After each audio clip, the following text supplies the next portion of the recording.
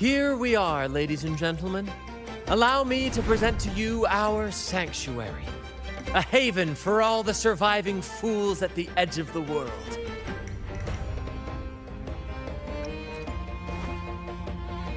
They say the most dangerous places are the safest. Penitent's End has always been forsaken. And now, cloaked in a sea of mist, even the Order's envoys wouldn't dare set foot here. It's the perfect refuge for us. The mist does shield us from the Order, but it brings its own set of problems. Precisely why we must tackle its effects without delay. By the way, if you'd like to speak with Mr. Bardolino, our laureate, you'll find his tent deep within the base.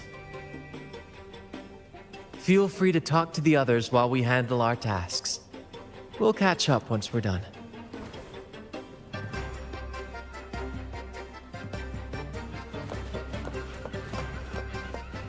Can you keep up?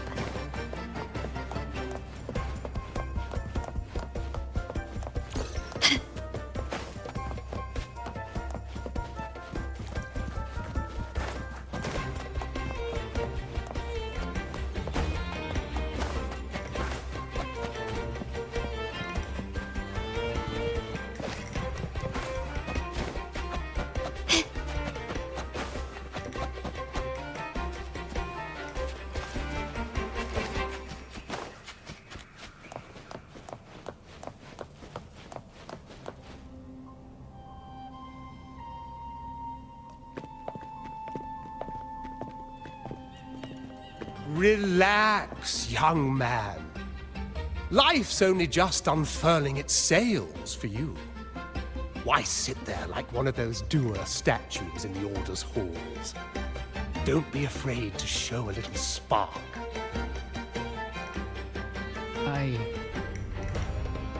I was just thinking about my future. Is Raguna truly lost to me forever? Some have found their way back, but under the Order's watchful eye. Is that really what you want? A life without freedom? Listen, you don't need a grand stage to leave your mark. A true Ragonese can turn even a ragged tent into the finest theater. That's what I'm preparing to do.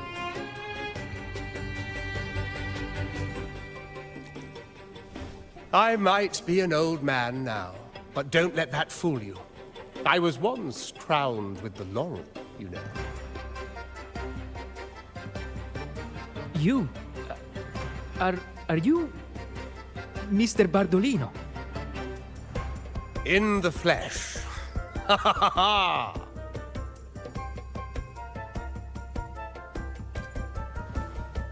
As I took my final bow on stage, a bright light pierced through the clouds, shining down from the sky.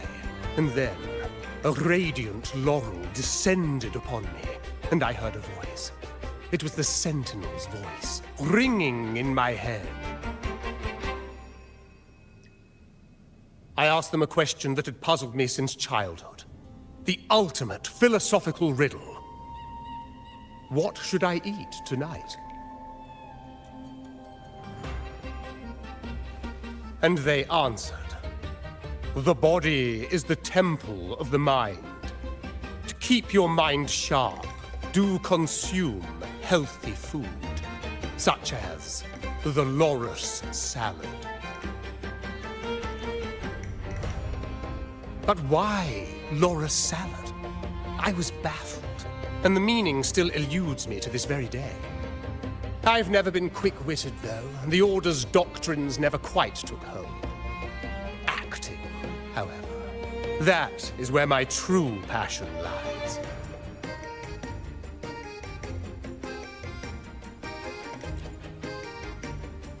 But why did a blessed laureate like you get banished by the Order? Back when I won the laurel, Raguna was led by the Holy Maiden. She promoted all sorts of grand celebrations during the Carnival, an unceasing tide of revelry. Stages sprang up on every corner of the city, performances dancing through the streets, and shops adorned in vibrant hues. Even on rainy nights, you could still hear music playing in the square. Some performers wove their critiques into their acts. Sharp as she was, the Holy Maiden noticed. She refined city policy with each whisper of dissent. Ah, those were the golden days, my friend. The Holy Maiden once said that if she were to leave this world, she'd want no majestic tomb or a solemn funeral, but the grandest carnival as her final farewell. And then, she really did leave us. The current Primus took her place, and in the name of mourning the Holy Maiden, issued all sorts of bans on the carnival. But is that really what she would have wanted? The Order's grip tightened, and the carnival performances were reduced to dull, monotonous shadows of their former selves.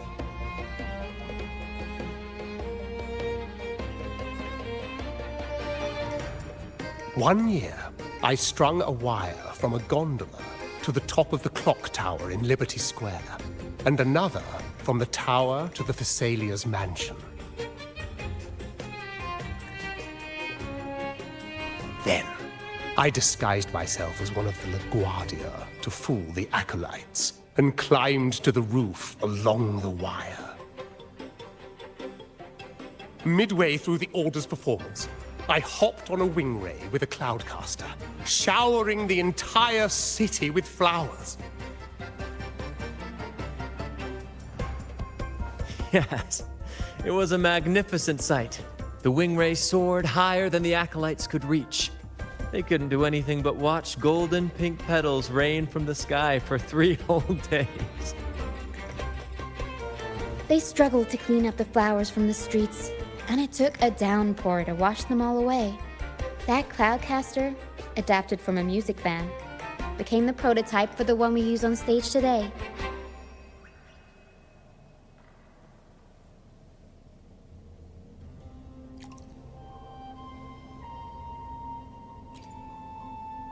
But that's all in the past. To this day, I'm still not sure what crime they pinned on me. Maybe walking the wire without protection?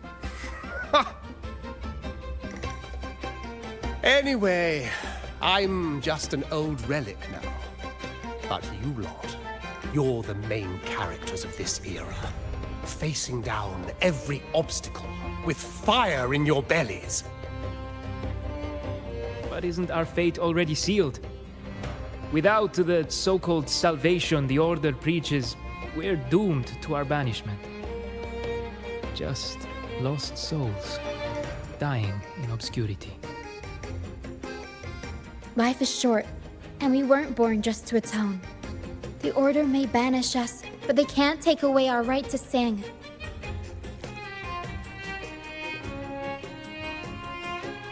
Death is one of many possible ends, but it's certainly not the worst. Perhaps being forgotten is what the Order wanted for us.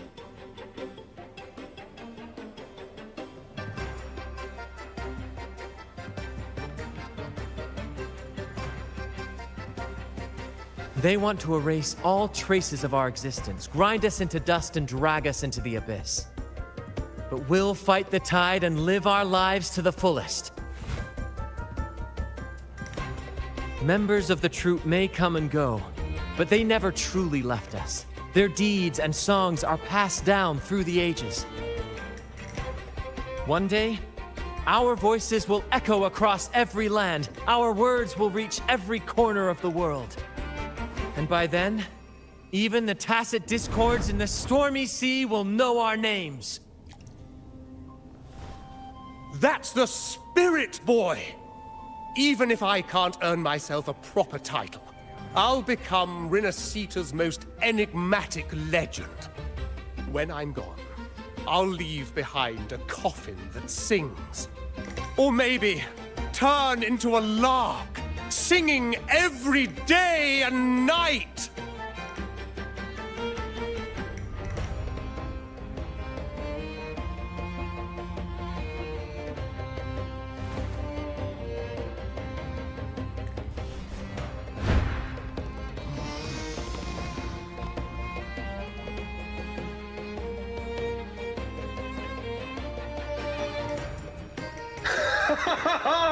What say you, Brad? Do you like this stage design? It could be used for this year's carnival.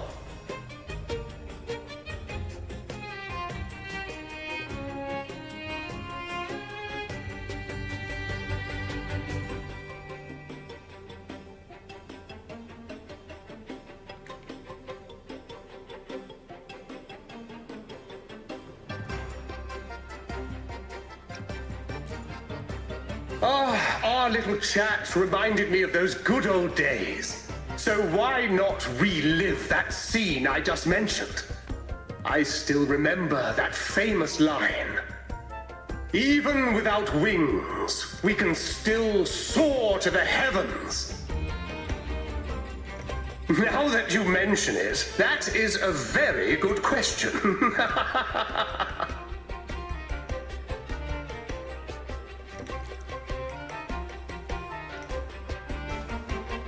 Please don't mind him.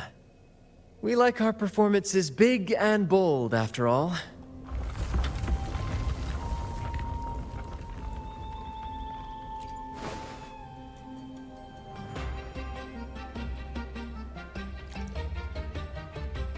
That fight with the dragon probably messed with the mountain's stability.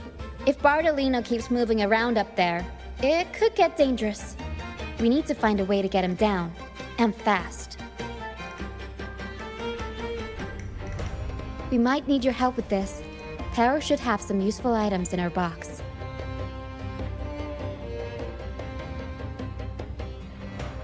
We've got a cloudcaster that can conjure up some fluffy cloud cushions. They'd make the perfect stairs to reach Mr. Bardolino, or catch him for a soft landing. But some of its parts have been borrowed by other troop members.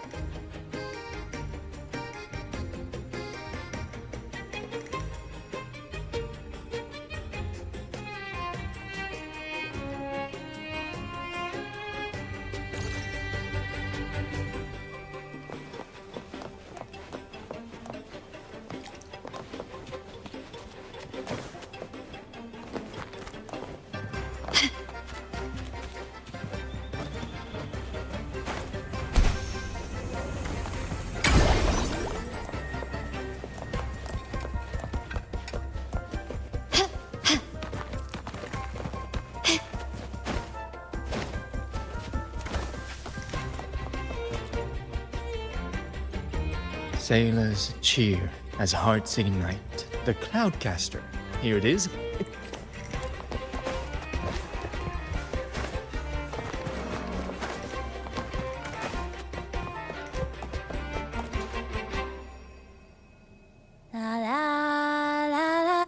I'd rather be a one cloudcaster. Here.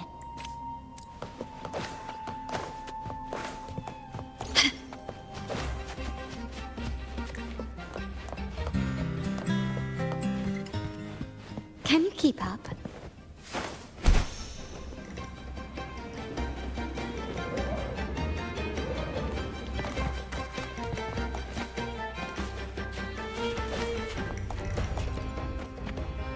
Come on, fish! Come to my net. Yeah, we scavenge all... Good. We have all the parts now. Time to work, Pero.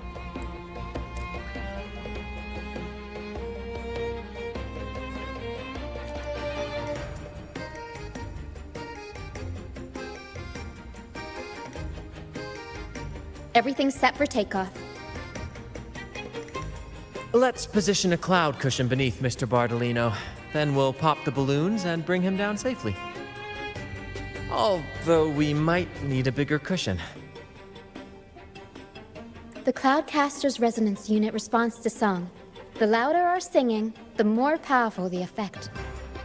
In that case... All right, friends! Oh.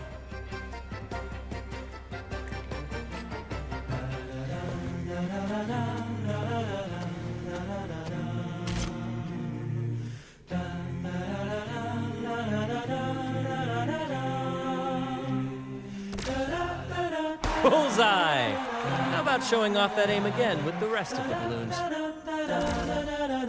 Almost done.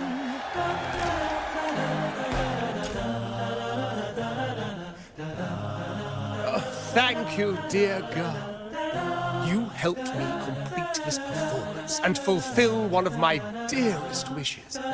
Please, I'll gladly give you my most prized possession.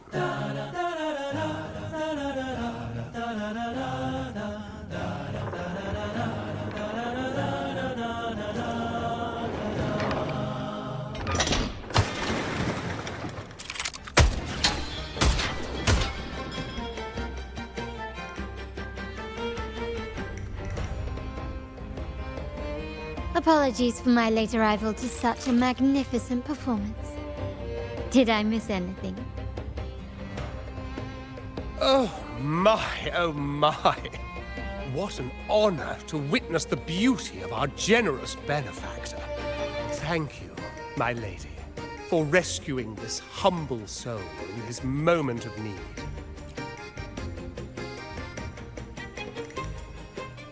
You flatter me. The family's protection extends to all who stand by us. Might I say what a pleasure it is to see you again, Miss Carlotta. You have my heartfelt gratitude.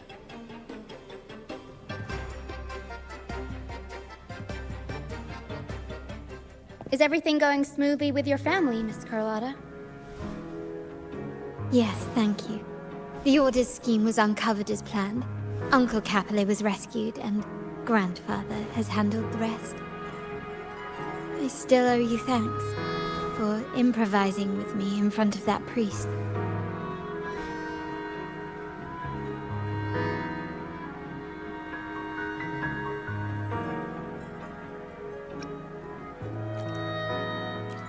You've got a sharp mind.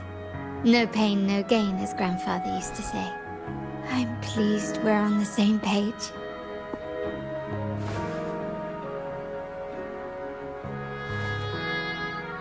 Your kindness is much appreciated. The Montellis won't forget this. In return, I'll share everything I know.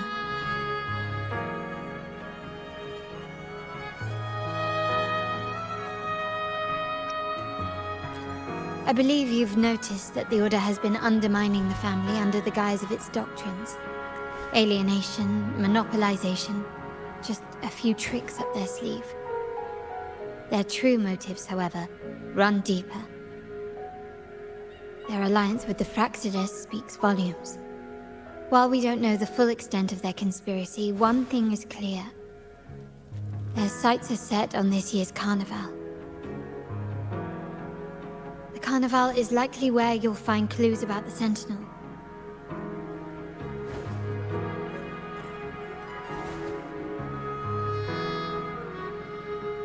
Legend has it that the Sentinel, Imperator, has been secluded in the heavens, cut off from the mortal realm. The last record of the Sentinel is from the Carnival a decade ago. At that time, the entire city was shrouded in mist. Ghosts roamed the streets. A dragon roared from the sky, and a sea behemoth raged, summoning towering waves. Do any clues come to mind?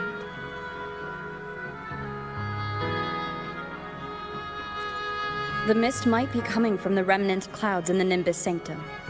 Lorelei has the power to purify and control them, but the Fraxidus interfered. Remnant clouds corrupted by evil will disrupt Echo's frequencies. If the mist had spread to the city, it would have stirred the echoes into chaos.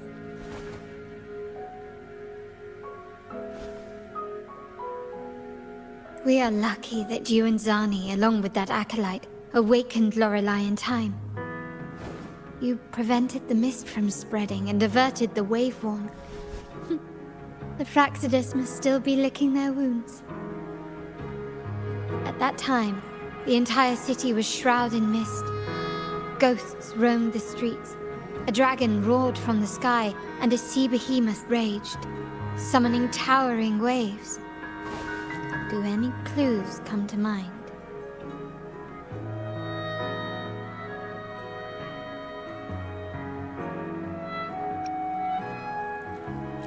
The Order has allied with the Fraxidus to control the dragon. From what I saw when I connected with its frequency, they might be planning to command it to attack Raguna during the Carnival. After the Tacit Discords took over this isle, the Order used them as an excuse to forbid any entry. It might be their way of concealing the dragon's existence. But without the Lycoris, the Dragon of Dirge is now off the table. At that time, the entire city was shrouded in mist. Ghosts roamed the streets. A dragon roared from the sky, and a sea behemoth raged, summoning towering waves. Do any clues come to mind? The Montelli traders used Lycoris in experiments to turn echoes back into Tacit Discords. If they were successful, the ghost seen 10 years ago may have also been created this way. Ghost is just a dramatic name given by the Raganesi for Tacit Discords. With your help, Grandfather has thwarted their plan. No corrupted echoes will appear at this year's Carnival. At that time, the entire city was shrouded in mist. Ghosts roamed the streets. A dragon roared from the sky, and a sea The remnant cloud spreading, experiments to turn echoes, and the dragon's manipulation. The Order plans to recreate these disasters at this year's ceremony. The Order and the Fraxidus are allies. To prevent the Carnival's sabotage, we must stop them. But what is their motive?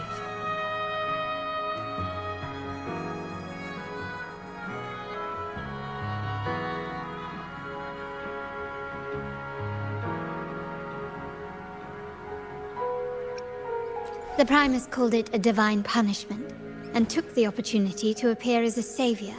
A perfect way to build legitimacy. The Order relies on the people's faith in the Sentinel. With the Sentinel's 10-year absence, faith in the Order has waned. They must be desperate to restore that trust. It is for this reason that the Order has been forced to revive the festival. Let's consider the implications. If the Carnival proceeds unhindered, how would it affect the Order?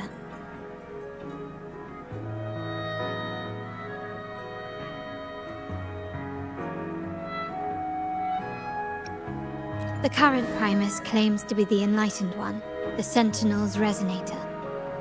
However, based on the prophecy we found in the ruins, this role is meant for the young maiden who is destined to heed the divine oracles during the Carnival. The Carnival is the only time humans can directly communicate with the Sentinel. Normally, it's the Primus who conveys the Sentinel's words. A successful Carnival offers a chance for citizens to meet the Sentinel in person. But for the Primus, and possibly the Order, it poses a threat if they've been fabricating the oracles. To sabotage it while still maintaining their authority, they partnered with the Fraxidus. The Fraxidus will cause chaos during the Carnival, and the Order will swoop in as the saviors, restoring public trust just as they did before. So far, you've helped us crush 3 of their schemes. But one remains.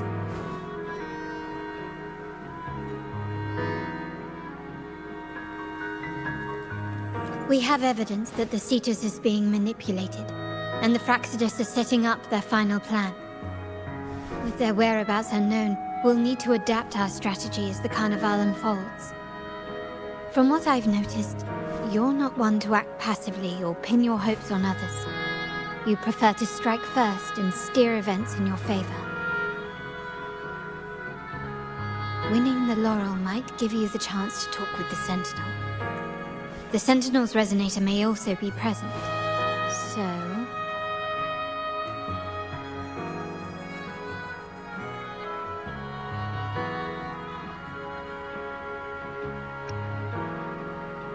Our aim has always been clear: to restore the Carnival to its former glory with a performance for the ages.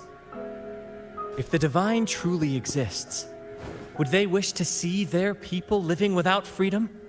Or witness a festival twisted into a tool for tyrants? If we win the laurel, we'll show that such punishment is absurd. But if that's truly their design, we shall break those divine shackles ourselves. Whether divinity exists or not, we will fight for Raguna's freedom, where everyone has the right to live and pursue a future of their own choosing. The Montellis share this vision. Only in a free society can a fair and open market thrive. However, the troop alone is too weak. The family is under close watch and our enemy hides in the shadows. We need your strength to find our way forward. Thank you. I'm pleased we've reached an agreement once more.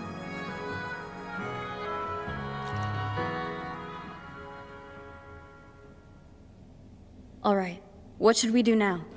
Any plans? Since the Order intends to sabotage the Carnival and incite chaos amongst the guests, confronting them directly only plays into their hands. You've seen the troops' unique approach to combat, haven't you? That's precisely why we're allies with them. We will turn any disturbances into a theatrical performance. I can see our friend here is still a bit confused.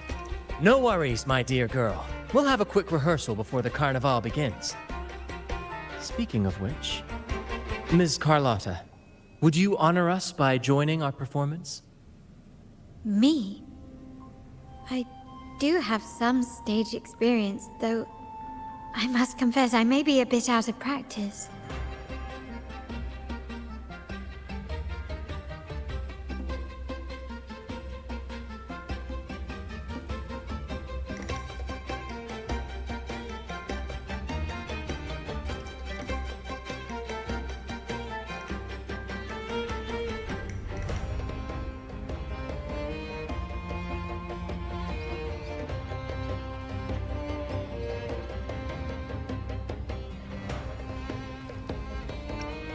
We don't know what challenges we'll face, so your help will be needed, Miss Carlotta. Plus, it's a chance for you to get to know our methods. If you insist. Wonderful! As the festivities continue, if you're both ready, please join us on the stage of the troop liner.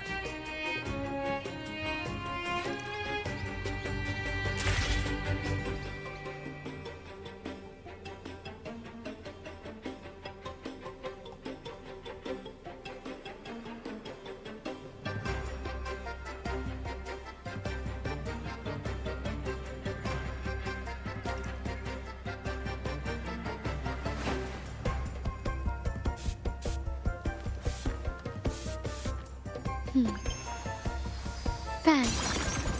The white has been dyed red.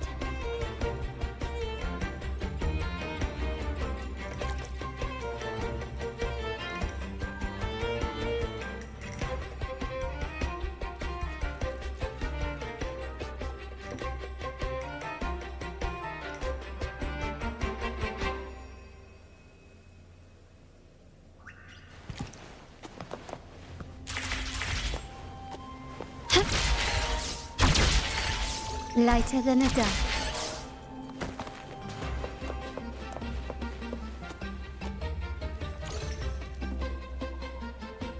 Our rehearsals are rather straightforward. No scripts, just pure intuition and our senses guiding us. That's what makes Commedia Improviso truly come alive. For our improvised comedy, we start with a theme. From there, we build our lines and act on the fly, responding to the unfolding show and audience reactions. But with the limitless capacity for human creativity at play, the plot can sometimes veer into the, well, unconventional. To prevent things from spiraling too far, we set an anchor for the performance. Pardon my interruption, but I'm quite curious. What sort of bizarre plots have you encountered? Well, something like a humble craftsman from a small town sets sail on a rainy night, stumbles upon ancient ruins, is reincarnated with superpowers, and then decides to conquer the galaxy, becoming the Emperor of the Stars.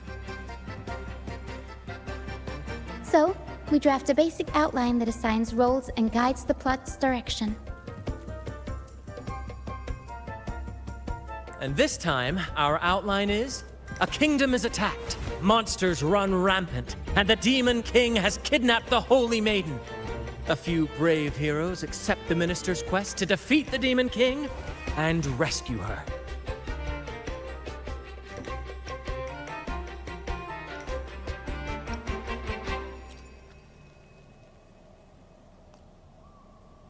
This outline holds special meaning. We want to pay tribute to the play once performed by the Blessed Maiden herself, which was also about a hero facing a Demon King. Good people have their wishes fulfilled, heroes appear in a time of crisis, justice triumphs over evil, and united friends are undefeatable. This is the tale the Blessed Maiden once told, and it's a universal story we want to portray. To me, the world is a stage, and performing is much like combat.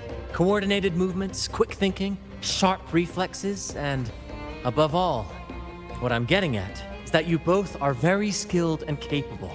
We don't have many do's and don'ts. So relax and express yourselves freely on stage. This rehearsal is to help you get familiar with basic stage movements, techniques, and the troupe style, and to build good rapport. Exactly. I'll handle the stage lighting, Brant will narrate, and the rest will take on the role of the audience. If you're ready, let's begin. Everyone, a big round of applause to welcome the Rover and Miss Carlotta on stage!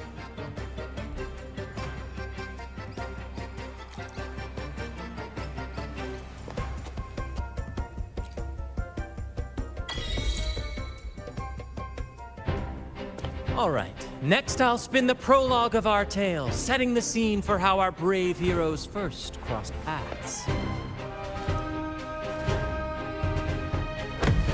Once upon a time, a hero roamed the world. Undaunted by the lack of a divine vessel, she embarked on a perilous journey across tempestuous seas. Alone in the dark, a young girl of untethered spirit soared against towering barriers with wings of defiance. The winds of fate brought them together.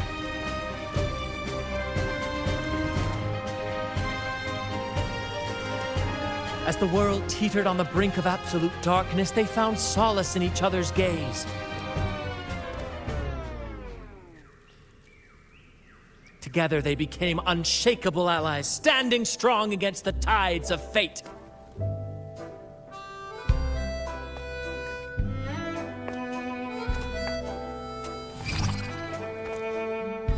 Even if light were to fade from the world and the stars cease to shine, they would still blaze like the sun forever.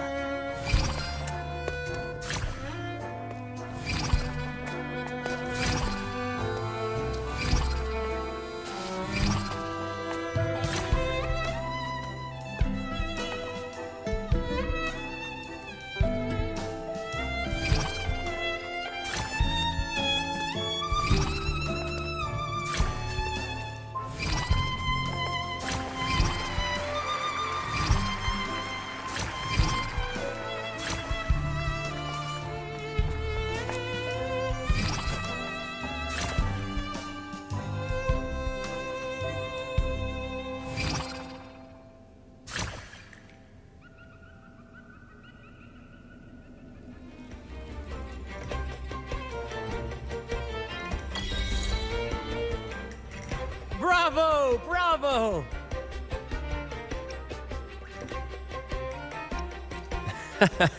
Seeing your chemistry, I decided to take a little creative liberty with the story.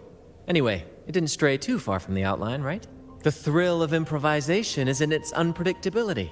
There's always a rush of excitement with every twist and turn. Your movements were seamless, elegant, and powerful. I'm confident you'll shine at the Carnival. Thank you. It was all thanks to you.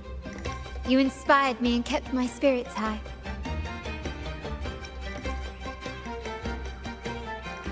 You'll master it in no time, I'm sure. All right, that's enough for today. Let's save the grand reveal for the Carnival. Oh, and speaking of which, there's still something we need to prepare for you. You mean the essential item for the Carnival performance? Don't worry. I've taken care of everything. Oh, so it's handled then. I can't wait to see it.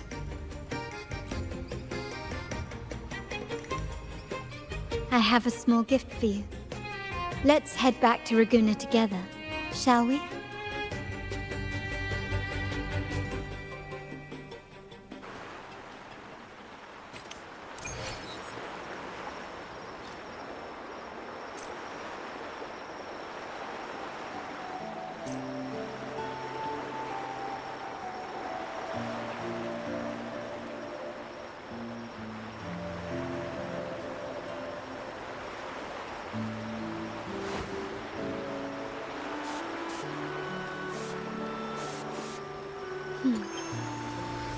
Bad. The white has been dyed red.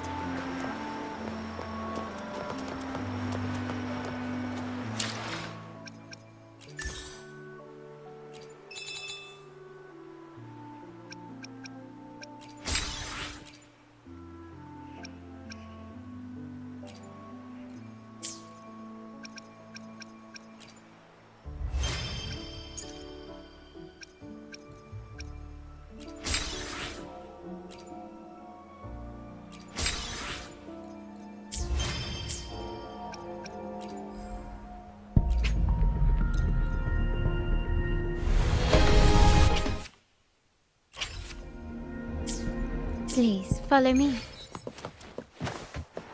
Where are we going? Please allow me to keep that a secret for now. I wouldn't want to spoil the surprise. But here's a hint. You've been there before. Oh, dear Lady Carlotta, thank the Sentinel you are finally back. I was just about to close up shop to prepare for tomorrow's carnival.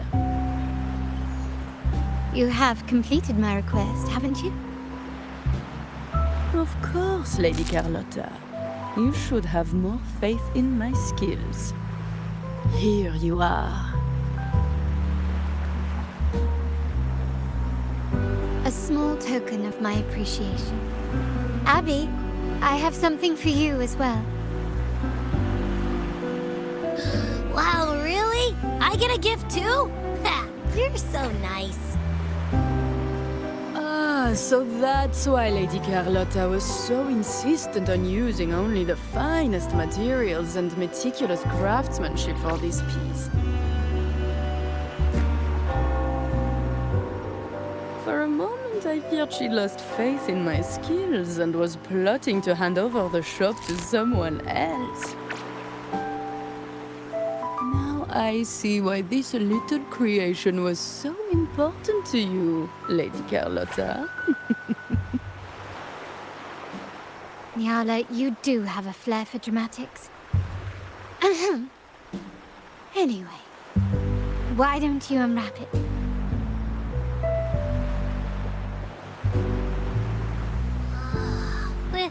This is... I took the liberty of having Nyala custom make this mask based on my impression of you. I hope it suits your taste.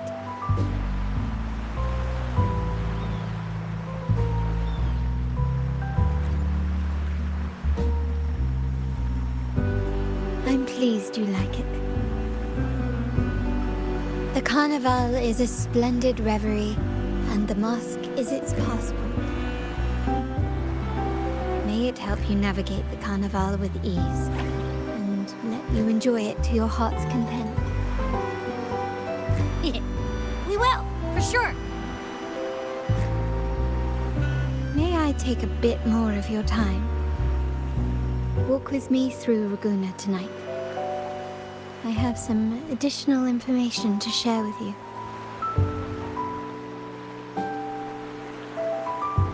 Raguna.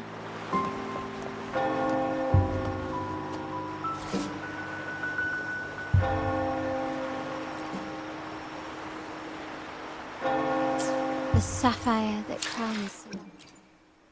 I alone will decide whether it's for show or... Let me be there for everyone, as we head toward our shared future, leaving the past behind.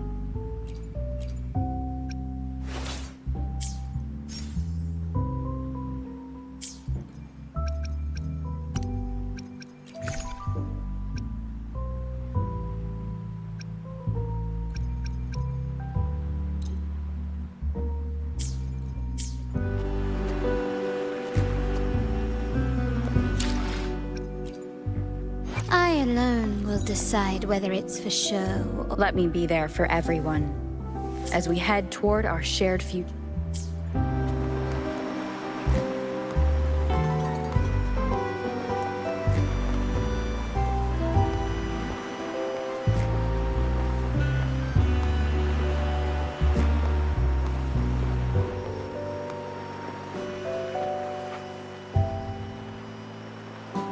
There was a time when the currents swept us into the jaws of uncharted waters, where relentless storms and voracious waves awaited. But after weathering such trials, they revealed to us a hidden gem. The shores themselves. My family has always been drawn to the thrill of a new voyage. One stormy night, fate decided to play a hand. What we discovered there on that island, the technology and novel ideas, was nothing short of a blessing in disguise. Our intentions might not be as grandiose or ominous as you think. We seek liberation, and to achieve it, we're pursuing the truth behind Renacita's origins.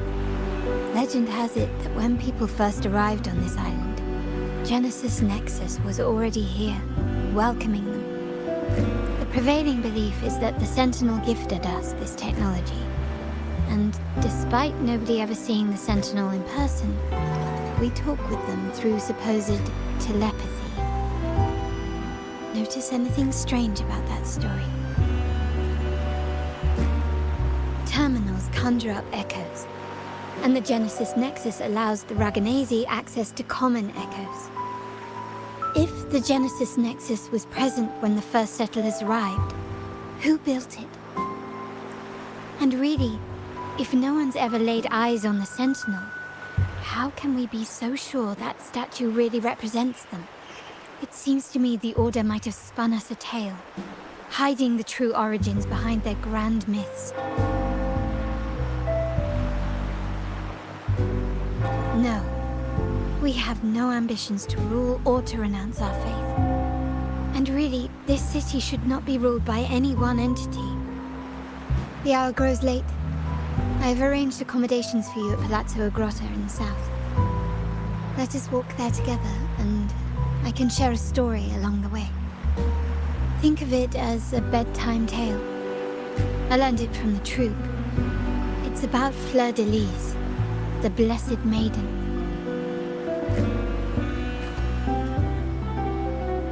Once, the Blessed Maiden was just a simple peasant girl. During the Sentinel's gratitude rite, the young Fleur de Lis managed to sneak past the guards and drink the sacramental wine. Every drop.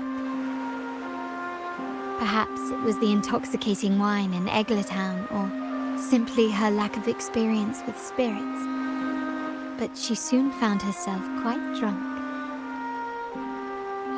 Swaying on her feet, she ascended the ceremony's grand platform, lifted her threadbare dress, and began a rather ungainly dance. Seizing the sacred horn, she played a carefree folk tune, dodging the guards and weaving through the crowd with surprising agility. Remarkably, the crowd, as if drawn by an unseen force, followed her lead, transforming the solemn ceremony into a wild parade of cheers and revelry. Naturally, the Order was less than pleased. The pilgrim sale did not yet exist, so Fleur-de-Lis faced 3 days of confinement. During that time, she used her prison walls as a canvas. That unforgettable day of disordered revelry left a lasting mark on all who witnessed it. Is it not remarkable? A rebellious girl chosen by the Sentinel to become the Blessed Maiden. If the Sentinel indeed permitted such a girl to serve as their spokesperson, it suggests that all this joyous revelry is not something they disdain. Perhaps they too enjoy poetry, painting, tears, laughter, romantic tales of nights, and dancing amidst crowds, much like ourselves.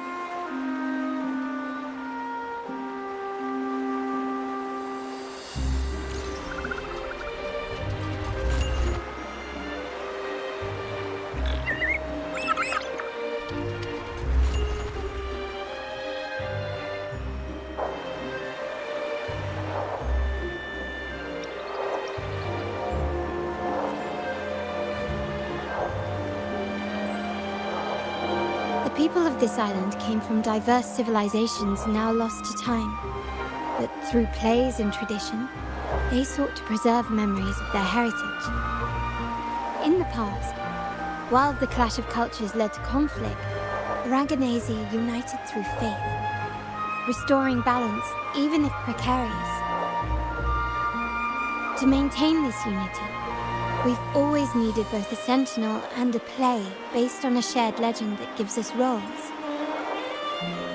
Yet this play has endured for so long that we've become defined by our roles. Noble, commoner, believer, merchant. What was meant to unite us now stifles us.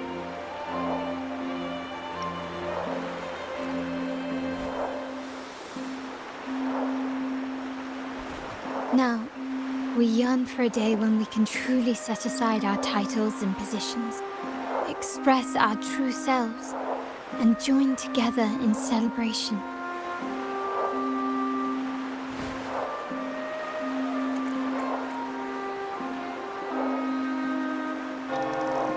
Yes, born from hope and idealism, it reminds the Raganese of our initial vision of equality and freedom. It also affirms our true worth. While the Order's true intentions remain unclear, we are certain their influence has already eroded the very foundations of our society. People revere the divine figure the Order has constructed, yet they also live in fear of punishment. Legends become accomplices in fostering ignorance, and faith becomes the loyal executioner of cruel punishment. An invisible cage has trapped us all. Speaking of freedom within a cage is absurd. Fear and ignorance are our foremost enemies.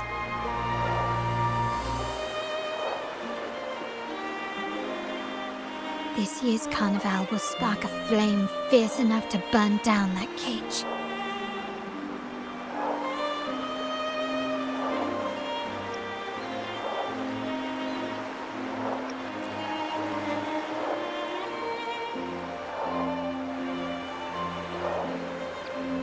Rest well, and tomorrow we shall take the stage together at the Carnival.